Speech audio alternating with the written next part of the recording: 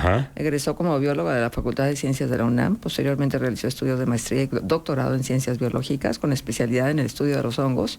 Imparte clases de biología de hongos y cultivo de hongos en la Facultad de Ciencias. Sus áreas de estudio son la diversidad y distribución de los macrohongos en bosques templados mexicanos. Ha escrito artículos científicos en revistas arbitradas y capítulos de libros sobre micología en general. Ha participado con ponencias sobre divulgación científica y diversidad y distribución de los macrohongos. Su labor científica y docente, una de las áreas que más le interesa promover es la divulgación científica en redes sociales. Ya está, ahí le dejamos porque si no se nos va todo el tiempo Ya. en la conversación. ¿Qué tal, Sandra? Buenos días. Buenos días. Muchas gracias por la invitación. Muy contentos Gracias. de tenerte aquí, y un tema que es tan apasionante como a veces desconocido, ¿no? Nosotros nos decimos naturalistas, si quieres aficionados, y los hongos siguen siendo un misterio, pero una gran atracción cuando nos encontramos uno incluso en el desierto, que nos los hemos llegado a topar, y creemos pues que es un tema que valdría la pena explorar contigo en la mañana de hoy. Yo quería empezar preguntándote ¿cuál es la diferencia entre hongo, champiñón, micelio? ¿Por qué tantos nombres para referirse a lo que uno cree que es lo mismo? Está bien interesante eso porque todos pensamos que, bueno, un hongo, a todos nombramos hongo, ¿no? A lo que parece champiñón, a lo que sale en el refrigerador, en algún topper abandonado y que le sale esos pelitos blancos, y a todo eso le llamamos hongo, ¿no? Pero bueno, en realidad, pues sí, todo eso es un hongo, ¿no? Lo que nosotros vemos creciendo en esos toppers olvidados o en esa fruta enmohecida, lo que vemos es el hongo creciendo, ¿no? Son las células de los hongos. Las células de los hongos son justo eso que mencionas, el micelio, ¿sí? Nosotros lo vemos como unos pelitos blancos, como unos filamentos, como unos tubitos, ¿sí? Y esos filamentos son las células de los hongos. Yeah. Y estas células de los hongos se llaman hifas. En su conjunto conforman el micelio. Ya nos queda un poco más claro. Y ahora que mencionas tanto los champiñones como los que crecen en el refrigerador o en la fruta abandonada o en los toppers que descuidamos, pues viene también esto de los sentimientos encontrados, ¿no? De ver en la palabra hongo algo que puede ser sumamente sabroso, apetitoso, etcétera, pero también ver algo que tiene que ver con la pudrición, con con lo que se echa a perder, la descomposición, con exacto, la muerte, ¿no? Con la muerte, la interfaz entre lo vivo y lo muerto, estos sentimientos encontrados, ¿no? De apreciar y de despreciar, ¿no? Tú en tu vida profesional, más bien en tu vida como divulgadora, que haces una labor en redes sociales desde la cuenta Fungicosas, que realmente es maravillosa. ¿Cómo te encuentras estos sentimientos encontrados entre la gente? Pues mira, los hongos causan muchas cosas, causan mucha sorpresa, ¿no? Porque los vemos y, como bien dices, podemos maravillarnos de sus colores, de sus formas, pero a la vez cuando los vemos cubriendo algún alimento, entonces sí decimos, guacalado, ¿qué es eso? Y bueno, en Twitter y en Instagram, que es donde hago yo esta labor de divulgación, pues ya ha ido cambiando el pensamiento que va teniendo la gente conforme voy compartiendo información. En un inicio sí eran expresiones de fungicosas, ¿qué me salió aquí? ¡Qué asco! ¿No? ¡Guácala! ¿Qué es esto? Y bueno, yo ya les iba explicando de qué se trata, qué es lo que están viendo, y también pues maravillarlos incluso de esos procesos que pueden ser medio asquerosos, que es la pudrición, ¿no? Pero explicándoles de manera clara, de manera divertida, la gente ha ido cambiando su pensamiento, y entonces cuando llegan y me escriben y me consultan y me enseñan una fruta toda llena de hongo, ya se expresan de otra manera y ya me dicen, mira, Fungicosas, qué cosa tan bonita salió, ¿qué es esto?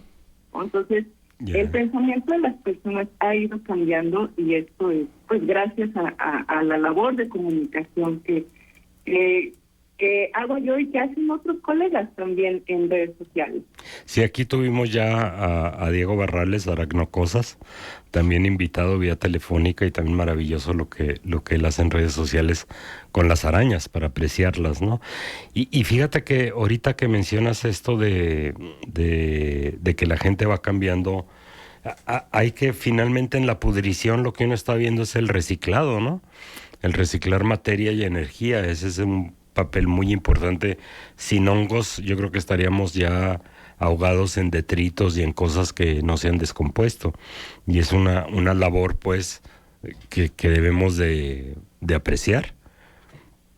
Claro que sí.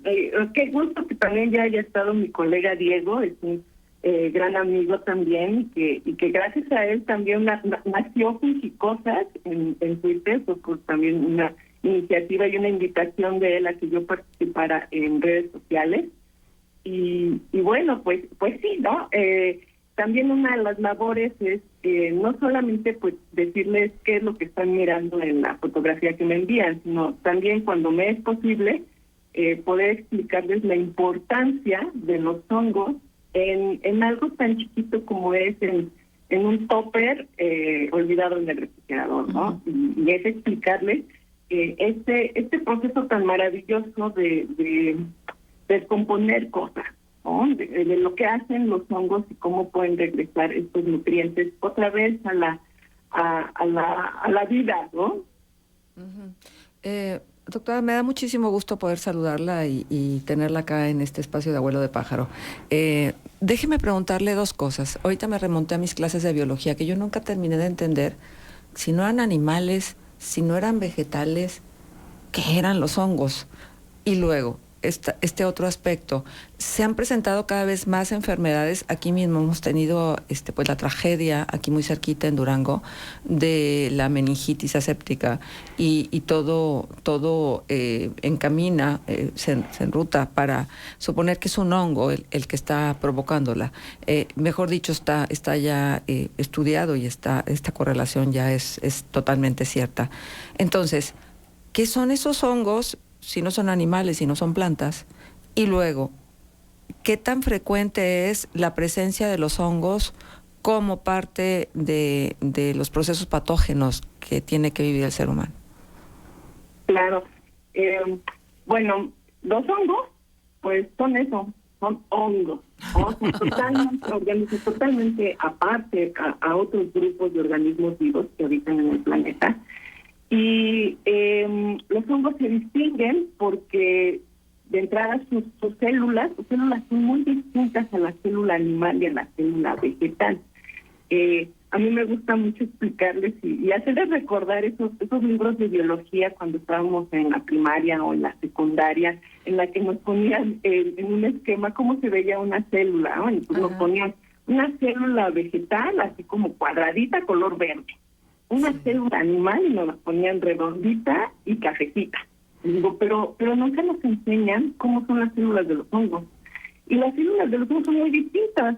Son alargadas, son como tubos, como pelitos, como filamentos. Y eso hace la diferencia en otros organismos, ¿no? Aparte, estas células de los hongos tienen una estructura que se le llama pared. Y esa pared es dura, es rígida, les da mucha protección a las células de los hongos. En las plantas también lo hay.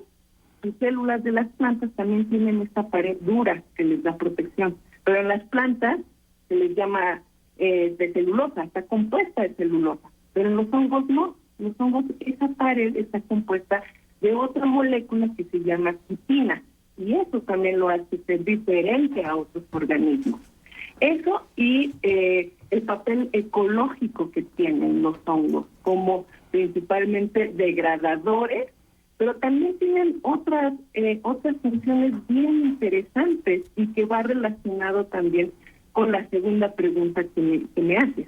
Los hongos, por la manera en cómo se pueden nutrir, se pueden dividir en varios tipos, ¿no? Uno de ellos está los degradadores, que son los que nosotros vemos en el refrigerador, en la fruta, en las tortillas, en el pan enmolcido. Están el otro tipo de hongos que hacen una asociación con las raíces de las plantas. Son unos hongos benéficos que ayudan mucho a las plantas a crecer y las plantas también les ayudan a los hongos a alimentarse. Y está el tercer tipo, que es el de los hongos que son parásitos. Los hongos también nos enferman, también están presentes enfermando a plantas, enfermando a animales y enfermando a muchísimos organismos, ¿no? Claro, sí. Lo trato de entender, pero siempre será una incógnita, sobre todo para quienes no vivimos y cohabitamos en el mundo de la ciencia. Hay tantos misterios, ¿no? Y además esta vinculación que han hecho las caricaturas o las películas de los hongos con como estas casitas de capuchón rojo, lunares blancos, esto bonito del hongo, y luego esta satanización del hongo en relación a las drogas psicodélicas y a todo esto que ha venido sucediendo después de María Sabina y antes de María Sabina, por supuesto. Pues sí, Claro. los sentimientos encontrados que mencionaba yo, ¿no? Que rebel. Y fíjate, la otra cosa que, bueno, ya llegó el momento de irnos a un corte, pero hablaremos más adelante del papel que tienen como comunicadores, moviendo materia e información por debajo de la tierra, entre los árboles, que es otro papel que yo no conocía y mucha gente no conoce de los hongos. Pero ahorita regresamos, no nos vayas a colgar. Pero antes vamos al Claro que sí. editorial. Claro, De Abuelo de Pájaro. el editorial que es de Ana Isabel Ríos, que nos habla sobre nuestra ubicación en todo el universo, una reflexión sobre dónde estamos. Ubicación Tierra, Sistema Solar, Vía Láctea, Grupo Local, Supercúmulo de Virgo, Laniakea. Por Ana Isabel Ríos. El fin de semana pasado tuve la oportunidad de asistir con mi familia a un evento de observación astronómica en el municipio de Viesca. Llegamos al atardecer aún con algo de luz. El semidesierto es un ecosistema fascinante, vegetación especialmente adaptada para resistir largas temporadas sin lluvia, fauna que es más fácil de escuchar que observar y paisajes sin igual. Caminar en estos territorios es un deleite, una experiencia que te absorbe y coloca tus sentidos en un estado de atención total. Al oscurecer, la experiencia se transforma, pues al estar lejos de la contaminación lumínica de la ciudad, la oscuridad es casi total. Confieso que soy extremadamente visual y el encontrarme a obscuras es un reto que me lleva a usar otros sentidos que suelo descuidar en situaciones de buena iluminación. Con la oscuridad cambian los sonidos. Se perciben llamados diferentes de insectos y animales, pisadas, el viento entre los matorrales. Es necesario prestar atención a nuestros propios pasos. Además, una sensación de estar siendo observado persiste. Pero si volteamos nuestra mirada hacia arriba, se nos revela un cielo increíblemente estrellado. Miembros del grupo astronómico Gómez Palacio estaban ya instalados, compartiendo sus telescopios y dando explicaciones a las personas que, como yo, poco sabemos de estrellas, constelaciones y galaxias. Pudimos observar la Luna, la Vía Láctea, Saturno y sus anillos, las Pléyades, ubicar la estrella polar y algunas constelaciones. Un par de aerolitos y otro par de satélites cruzaron el cielo mientras avanzábamos de telescopio en telescopio. El frío calaba hasta los huesos, y de alguna manera la experiencia de estar en total obscuridad observando las estrellas y aprendiendo de otras personas te lleva a un estado de reflexión. ¡Qué pequeños somos! Atrapados en una roca minúscula girando en la inmensidad del universo, a distancias descomunales de otras rocas y masas gaseosas. ¿Habrá alguien o algo en otro lugar lejano, observando nuestro planeta y preguntándose si habrá algo más allá de su planeta?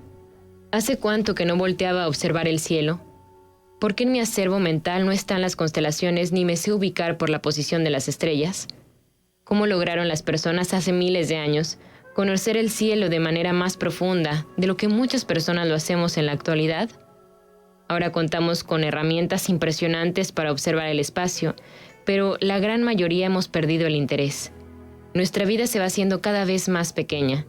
Nos enfocamos en detalles que ante la magnitud del universo son insignificantes. Y sin embargo, el mero hecho de nuestra existencia y de nuestra capacidad de ser conscientes de ella es algo tan extraordinario como el universo mismo. Observar el cielo resulta una experiencia filosófica sin igual. En mi caso, terminé con más preguntas que respuestas, con una certeza de desconocer aún más de lo que creía, pero con mucha curiosidad e interés de continuar aprendiendo. Contextos. El programa líder en la radio.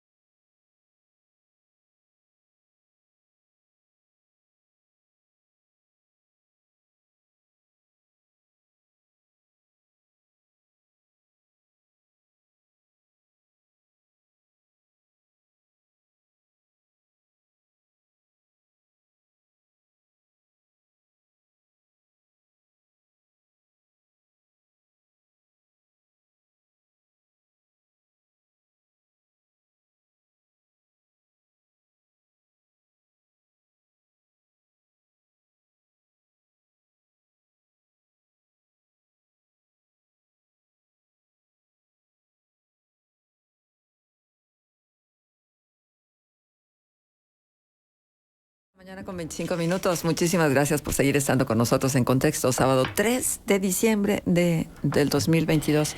Y continuamos en este abuelo de pájaro, el doctor Francisco Valdés Pérez Gasga, y esta conversación con la doctora Silvia Catro. Sandra Catro, doctora en Ciencias Biológicas con especialidad en el estudio de hongos. Bueno, pues continuamos, Francisco. Sí, bueno, como te decía, este papel que yo lo descubrí en una plática de TED Talk de la doctora Susan Simard, donde hablaba de estas redes de comunicación en el bosque virgen, por supuesto, en donde los árboles se transmiten alimento y se transmiten información de cuando les cae una plaga, etcétera, como si estuvieran platicando realmente los árboles entre ellos, y que son los hongos los que están transmitiendo todas estas señales y llevando y trayendo todo este alimento, y obviamente derivando a ellos alguna ventaja de esta asociación con las raíces de los árboles. Ya después, motivado por esa plática, leí un libro de divulgación y sigue siendo una cosa fantástica. Una vez que ves eso, no, a mí, al menos como lego en el asunto, ya no puedo ver un árbol o un bosque de la misma manera, ¿no? Porque ahora sí ya lo ves como una comunidad, no como individuos aislados. Pero ¿qué nos puedes platicar, Sandra, sobre esta asociación de hongo-árbol en los bosques? Claro, esto es esto es maravilloso, es una asociación que se da de forma increíble. Bueno, ¿se acuerdan que les platiqué que había, conforme cómo se alimentan los hongos, podemos reconocer al menos tres tipos? Ya les platiqué de los degradadores, están aquellos parásitos que causan enfermedades, y está este tercer tipo que son los hongos asociados a las raíces de las plantas.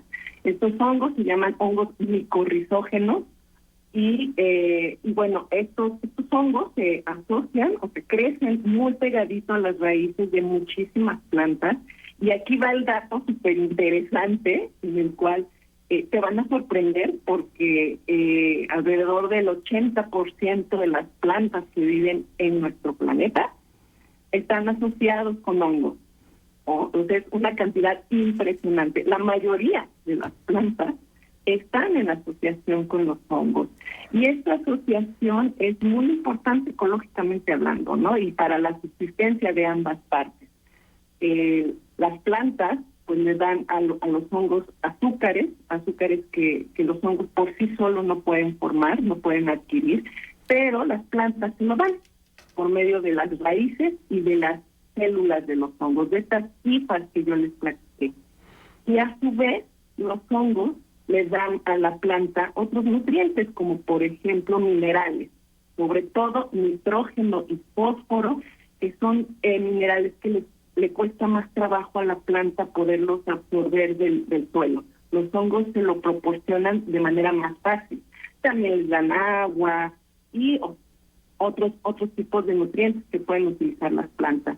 Pero esa asociación no se queda solo en un intercambio de nutrientes y ya, sino que además esta asociación se convierte en una red de comunicación debajo del suelo.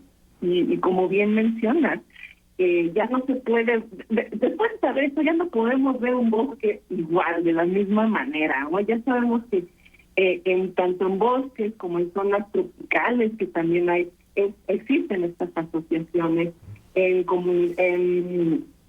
campos agrícolas también existen estas asociaciones. Entonces, ya el suelo ya no se puede ver de la misma manera, ¿no? Porque ya sabemos que abajo de nuestros pies hay toda una red de comunicación, ¿no? Donde no solamente se transfieren nutrientes, sino también se comunican plantas con otras plantas por medio del micelio de los hongos, ¿no? Y estos hongos también se van a ir comunicando con otros hongos también por medio de este micelio. Entonces, pues es como le llaman la wifi, ¿no? Del bosque o de la naturaleza. Hay debajo de nuestros pies, hay todo un chismerío entre los hongos y las plantas. Vasos comunicantes finalmente la naturaleza. No sé, ¿quieres preguntar algo más? Sí, nada más una reflexión ahorita que dices ya no puedes ver el bosque de igual manera. El otro día vi una foto del Desierto de los Leones, un lugar cuando yo estudié en la Ciudad de México, me gustaba mucho ir solo a caminar por ahí, y una foto en donde se veía la erosión que han causado los ciclistas de montaña. Yo soy ciclista, me gusta mucho la bicicleta. Uno cree que la bicicleta no puede hacer daño, pero ahí veías unos surcos muy profundos, de más de 1 metro de profundidad, de más de 1 metro de anchura, creado por el tráfico de bicicletas. Y cuando vi esa foto yo decía, ¿y los hongos? O sea, erosionar de esa manera el suelo, degradar de esa manera, abrir ese surco, yo pienso que no es bueno para esta comunicación entre plantas y hongos. Simplemente quería decir eso, de reforzar esta idea de que ya no puedes ver el bosque de la misma manera. Bueno, y yo no sé qué tanto está vinculado con lo que nos dice Amorita Salas, que ahora mismo está en Costa Rica, pero que desde muy temprano se levantó y cuando supo del tema me puso este mensaje. Ojalá la invitada de hoy pueda hablar de las microrrizas, su importancia y lo grave de alterar los suelos, desde la maceta de casa hasta grandes extensiones agrícolas. Ya, sí, micorriza, que viene de mico, hongo, y risa, raíz, esta asociación de la que nos hablaba, pero ¿qué más nos podrías decir, Sandra? Sí, claro, pues sí, la principal amenaza de los hongos, ¿no? Hablando de los macrohongos que viven en los bosques, tanto en zonas tropicales como en zonas templadas, y es el cambio de uso de suelo, ¿no? Por ejemplo, el que en bosques, que el suelo del bosque sea convertido para ganado, por ejemplo, ¿no? Que se talan árboles y entonces lo que se siembra, lo que se deja crecer pastizales para el ganado. Entonces eso afecta a la comunidad de los hongos. En zonas tropicales también, ¿no? La deforestación, y como bien lo mencionas, ¿no? El constante pisoteo de un bosque también perjudica a los hongos, ¿no? Hacer tantos surcos puede llegar a perjudicar a los hongos. ¿Por qué? Porque se erosiona ese suelo y se evita que crezcan el micelio, que se desarrolle de forma natural, de forma saludable debajo de este, que perjudica con el cambio de uso del suelo y con el constante pisoteo de la gente. De acuerdo. Exacto. Ahora, ¿qué hacer con la ignorancia y con este pasar de largo de casi la mayoría de lo que sucede en el mundo de la naturaleza, a menos de que ese mundo de la naturaleza nos represente una ventaja como seres humanos? Vemos a los hongos como poca cosa, por supuesto, no cuidamos a las especies grandes en extinción, mucho menos lo que no vemos. Claro, sí, los ninguneamos a los hongos de repente. Pobrecitos, sí. Creo que aquí lo importante es la labor de comunicación científica que tenemos que hacer los colegas que nos dedicamos a los hongos y que nos gusta esto de la comunicación científica. Bueno, pues informar a la gente. Eso es lo más importante, la información. La gente debe estar informada de la importancia de todos los organismos vivos, ¿no? Porque finalmente todos cumplen una función, y en específico, pues, de los hongos, ¿no? En este caso. Uh-huh. Sí, eso es clave, y es lo que también de alguna manera intentamos hacer desde este programa, tratar de poner el conocimiento científico al alcance de la gente. Sí. Y a mí me sorprende que luego haya científicos que no quieren bajarse de la Torre de Marfil, ¿no? No, por eso siempre agradecemos cuando nos permiten entender así, de manera sencilla, algo que es tan sofisticado y tan con tantas vertientes. Hace ratito platicábamos aquí fuera del aire, que el ser humano también porta hongos, ¿no? Y que esos hongos, cuando las colonias empiezan a reproducirse de una manera más dinámica y en más cantidad, es cuando se vuelven patógenos. ¿Cómo cuántos hongos tendremos, clases de hongo tendremos los seres humanos cohabitando con nosotros? Es bien interesante esa pregunta, porque pensamos que los hongos solamente están afuera, ¿no? O están en los bosques, en como los champiñones en supermercados ahí vendiéndose, pero que los hongos son ajenos a nosotros. Y pues no, los hongos están en todas partes, tanto microhongos como macrohongos. Pero y lo más interesante es esto, que saber que nosotros tenemos hongos como parte de nuestro microbioma, como parte de formando un equilibrio, ¿no? Con otros organismos que también tenemos en nuestro cuerpo, ¿no? Tenemos bacterias, tenemos hongos, ¿no? Y esto están en un perfecto equilibrio para que nuestro cuerpo también funcione bien, ¿sí? Y cuando se pierde ese equilibrio, por ejemplo, a lo mejor algunos podrán reconocer que cuando tenemos alguna infección y entonces estamos enfermos, nos recetan un antibiótico, o después del tratamiento con antibiótico, híjole, ya aparecen los hongos, ¿no? Y ya nos da comezón, entonces ya tenemos que ahora tomar un medicamento para hongos, ¿no? Y es justo eso, porque se pierde ese equilibrio y entonces un organismo crece más que el otro y tenemos que combatirlo, ¿no? Pero, ¿cuántas especies? Bueno, pues podemos tener varias especies, ¿no? Entre las principales está, por ejemplo, Cándida, ¿no? Que a muchos les puede asustar el nombre, porque muchas de las infecciones tienen que ver con Cándida, pero Cándida es un género de hongo que vive en nuestro cuerpo de manera natural, cumpliendo funciones de equilibrio, ¿sí? Y lo tenemos en el estómago, lo tenemos en las mucosas, lo tenemos en genitales, y allí está muy bien cándida, solo que cuando se rompe este equilibrio, hijo, ya nos da lata. Hay otros hongos, ¿no? Como por ejemplo hongos del género Malassezia. Este género también es bien interesante porque hay ciertas especies, las tenemos en la piel, y se alimenta de la grasa de nuestra piel, que nuestra piel libera ciertas grasas, y estos son los que se alimentan de esa grasita. Claro, cuando se pierde igual ese equilibrio, pues estos hongos ya pueden ser patógenos, y a estos hongos se les llama hongos oportunistas, ¿no? Porque cuando se bajan nuestras defensas, estos hongos ya pueden atacar, ¿no? Uh-huh. Qué interesante. Ahora, terapéuticamente, ¿se conoce el camino para librarnos de ese crecimiento de las colonias de hongos que tenemos? O porque últimamente he conocido casos de enfermos que han tenido hongos, por ejemplo, en pulmones, y ha sido muy difícil su recuperación. Ahora mismo lo que está pasando, lo citaba hace rato, con la meningitis aséptica, que también pues hay hongos que entran pues nada menos que a todo el sistema neurológico del ser humano, y entonces es muy difícil combatirlos. Desde esa perspectiva, ¿qué se sabe de los tratamientos? Ok. En el caso de la meningitis, es un caso muy triste y lamentable, ¿no? En el cual el hongo entró de forma directa al sistema nervioso, ¿no? Entonces, ahí obviamente que el tratamiento es mucho más delicado y más complicado, muy complejo.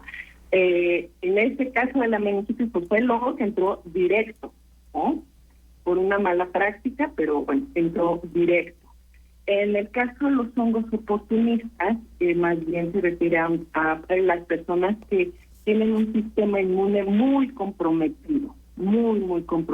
La mayoría de las personas, aunque tengamos gripas y tos y otras infecciones, nuestro sistema inmune sigue siendo fuerte para atacar estos hongos oportunistas. Pero esto ocurre sobre todo en personas que sí tienen muy comprometida su sistema inmune, y estos hongos oportunistas pues atacan, ¿no? Porque tampoco quiero que la población se vaya a espantar de que estos hongos me van a atacar. No pasa así. Ahora, en cuanto a terapias, a medicamentos, bueno, ya existen medicamentos que contrarrestan la acción de estos hongos oportunistas. Pero lo más importante es pues tener un sistema inmune saludable, ¿no? Eso va a ser lo más importante. Y medicamentos pues los hay que atacan directo al agente fúngico patógeno, y también hay otros hongos que nos pueden ayudar a elevar nuestro sistema inmune. Los hongos son incluso los hongos comestibles, pues también son hongos medicinales. El comer champiñones, el comer setas, nos ayuda a tener una buena salud, a subir nuestro sistema inmunológico. Entonces, como manera de prevención, coman hongos, porque eso de verdad nos va a ayudar a estar saludables. Qué interesante. Fíjate que, bueno, esta reflexión que da para un montón de programas más, de vernos nosotros mismos los humanos ya no como individuos sino como ecosistemas, en donde si hay un desbalance pues nos metemos en problemas, como cualquier ecosistema se mete en problemas cuando hay un desbalance, no nada más los hongos que tenemos encima, sino ya lo mencionaste tú, las bacterias y los virus que también tienen muy mala prensa, pero que nos ayudan a ser lo que somos y a funcionar correctamente. Me propongo desde hoy empezar a buscar un bacteriocosas en las redes sociales para luego hablar de los microbiomas. Y también la reflexión esta, que bueno, se van a quedar en el tintero para un programa próximo de los hongos, todo lo que nos ha dado en términos de antibióticos, ¿no? Mi padre me decía es que no tienes idea de haber vivido en una época antes de los antibióticos, cuando si alguien estornudaba, pues el Jesús te ayude era literal, Jesús te ayude, porque una infección te podía matar, no había manera de cómo, y la penicilina y un montón de antibióticos de los primeros pues no eran artificiales, eran secreciones de hongos, por llamarles así, ¿no? Entonces, sí, te agradecemos un montón haber estado aquí con nosotros y creo que también pues queda la invitación para un programa más adelante, porque este tema es apasionante y no se acaba. El hecho de que los hongos taxonómicamente parecieran, o eso he leído yo, estar más cercanos a los animales que a las plantas, sí. Eso también lo maravilla a uno, ¿verdad? Que son parientes más cercanos de lo que es la lechuga, por ejemplo. Eso a mí me maravilla mucho. En fin, pues muchísimas gracias, Sandra. Esperamos también tenerte por aquí pronto, y ya te pasaré la liga por si luego quieres oír y divulgar el programa en tus redes sociales. Sí, muchísimas gracias, Sandra. Y ahora vamos al ave de la semana, que va a ser el pato tepalcate, un pato no muy común en la comarca lagunera, pero que se llega a ver, que también se les llama estos patos cola tiesa, porque las plumas de la cola las tienen como paradas y duras, y que son los patos, extrañamente estaba leyendo, despreciados por los cazadores. Digo, si ya vas a matar, ¿por qué desprecias a unos y no a otros? Eso no lo entiendo. La selección natural. Bien artificial, pero bueno. Bueno, muchísimas gracias. Muy bien, gracias. Gracias, vamos a continuar. Contexto ambiental. El ave de la semana.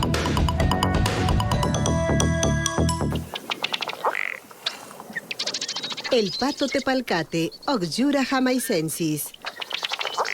Se trata de un pato pequeño y cabezón de colores muy llamativos. El pico del macho es azul cielo, la corona negra, los cachetes blancos y el cuerpo color caoba rojizo. Es un pato peculiar en más de un sentido. Las plumas de su cola casi siempre lucen erectas y formando un ángulo con su cuerpo, lo que les ha dado el apodo de cola tiesa.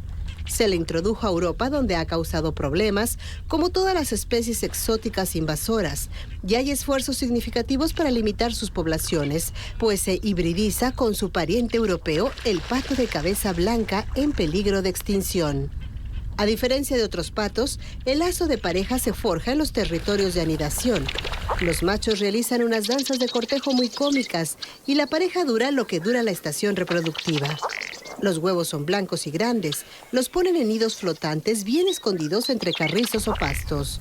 Rara vez construye su nido en tierra firme. Nace con un grado de madurez mayor que otros patos y por lo tanto los cuidados maternales no duran mucho tiempo. Sus poblaciones son estables e incluso están creciendo ligeramente. Se reproduce en el oeste de Estados Unidos y oeste de México. Pasa el invierno en la costa atlántica de los Estados Unidos, el delta del Mississippi, la costa del Golfo de México y la costa del Pacífico del sur de México, Guatemala y Honduras. En la comarca lagunera se le ven sitios muy perturbados, como las lagunas de oxidación de las plantas tratadores de aguas residuales o los charcos que se forman en el lecho del Nazas, entre los puentes de Altozano y Santa Rita. Con datos del Grupo Naturalistas y Observadores de Aves y el Laboratorio de Ornitología de Cornell, audios de Bruce Lagerquist en Oregón y Manuel Grosselet en Xochimilco, tomados de cenocanto.org. Los esperamos la semana entrante.